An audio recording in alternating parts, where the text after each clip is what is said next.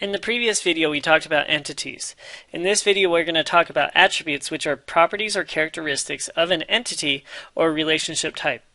We'll talk more about relationship types when we talk about associative entities. So take, for example, the employee entity. Attributes that describe an employee are employee ID, name, phone, address, and email. There may be many more attributes that describe an employee, but these are the ones we're going to consider. Course would have attributes such as course ID, name, and description. There are many types of attributes, so we'll look at them in the subsequent slides. The first one is the unique attribute, which says that an attribute whose value is different for each entity instance. So looking at the employee entity, which attributes are unique, meaning that every instance is going to have a different value, or every record is going to have a different value. Well, employee ID, number one, name could have the same value because there could be multiple people with the same name.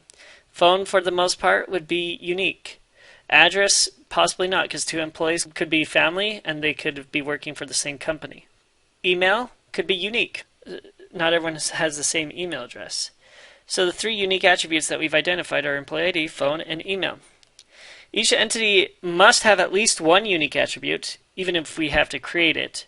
Also, each unique attribute is called the candidate key, meaning that just like we have multiple candidates for presidency, and one of them will end up becoming the president, similarly, we have each of these being a candidate key, and one of them will become the key that identifies that particular entity. So that brings us to identifiers, which are attributes or a combination of attributes that uniquely identifies individual instances of an entity type. So looking again at the employee entity, which attribute should we use to uniquely identify every instance? Well, employee ID. This is a type of a simple identifier, meaning that only one attribute represents the identifier.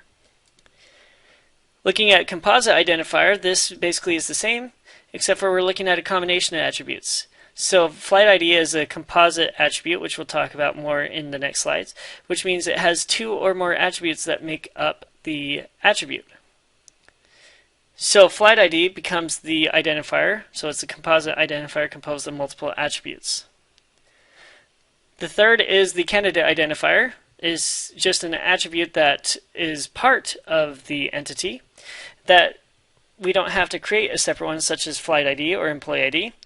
It's just part of what it is. So book has an ISBN, and that would become the identifier as it was originated as a candidate identifier. The next type of attributes we're going to talk about are simple versus composite. Simple attributes are attributes that stand alone, meaning that there are not multiple components to that attribute. So all of these are simple attributes except for one. And which one is that? That is address, because address is composed of street, city, state, zip code, and even country. This is how you would model it in the ERD. You would put parentheses around each one of the component attributes. That isn't to say that you need to put them on a separate line like I've done here, but that's how I've chosen to model this. Additional attributes are multivalued and derived attributes.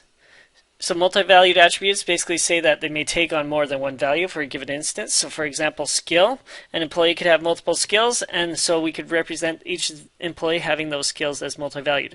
Now I'd argue that you would never want to do this, because you could model skill as its own separate entity. However, you may see this as a case when you're looking at ERDs in the future.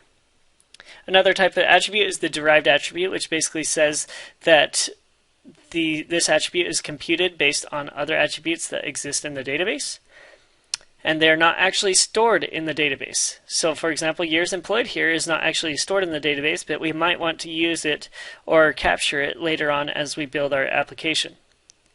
So how do we get years employed? If we were to take current date and subtract date employed, that's where we get years employed.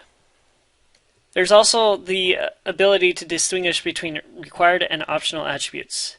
A required attribute means that for every record, this attribute cannot be null, meaning it can't be blank. So salesperson ID and salesperson name must always have a value for every cell in the table. An optional attribute means that it doesn't have to have a value. For example, salesperson fax could be optional, represented by the parentheses in the O, indicating that this salesperson doesn't have to have a fax number. In fact, who uses faxes anyways these days? So let's look at an example. In this table, which of the following attributes would not be required? Take a minute, pause the video, see if you can identify it, and then come back. Alright, welcome back. If you identified major as being an optional attribute, you are correct, because not all students have declared a major. Now, you may argue that some of this other information could be optional, but that always depends on how you want to model your database. Alright, so here's another activity. I want you to identify all the identifiers and possible attributes that exist in the following entities, based on our previous learning activity. So pause the video, and when you've completed this activity, come back and compare your answers. Alright, welcome back. So as we go through each one of these entities, we're going to identify the attributes that exist for each one of these entities. So looking at the coach table, we probably have a coach ID, and then we have a name, and then we could have all the other information such as the address, which is the composite attribute. We could have email of the coach, etc. So which one of these would be the identifier? If you identified coach ID as the identifier, then you would be correct. For player, what would be the attributes? We'd have player number, that would be what's on their jersey. We have the player name, the height, the weight. So these would be all characteristics that describe the player. Could any of these be the unique identifier? Well, if you think about it, player number probably is not a good option because multiple teams could have that same player number, or even on the same team, after the first player has stopped playing for that team, that number could be used on a different player. So we want a different identifier for this entity, so we're going to create our own, and we're going to call it player ID, and we'll underline that.